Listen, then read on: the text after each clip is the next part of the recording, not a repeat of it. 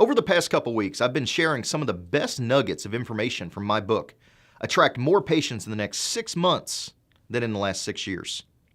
Today, I want to explain how to create a central hub of information. Stay tuned to learn what I mean.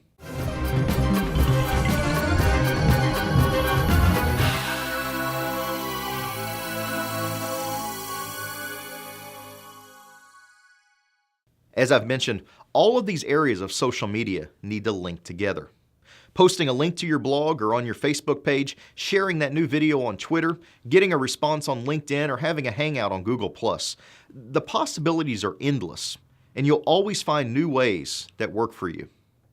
With that being said, I want to emphasize that you need a central place where all of your social networking connects. Think of it like the middle of a gigantic spider web where you can sense everything that's going on around you. It's a place where your patients can land and see all of the connections that you have to offer. Without a central hub, you might have patients who connect with you on Facebook, but are unaware that you also are on Twitter, LinkedIn, Google+, your blog, or even your website. The question is what is your central hub? Where is it? You really have two obvious choices, your website or your blog. If your blog is a part of your website, you've already created a central location and you simply need to add your social networking information into your website. You also need to consider the look of your website.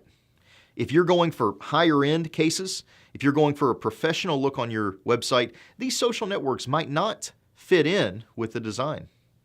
A great example of this is a situation where a separate blog and website actually might work better. By separating your blog from your website, you can create the clean look of your website but still have a place to interact with potential patients. You might even add a Twitter feed widget to the side of your blog or links to other social networking sites. These links would probably look out of place on a high-end website, but they fit perfectly inside your blog. Aside from the look of your website, there's another great reason to highlight your blog. Your website doesn't see much change from week to week.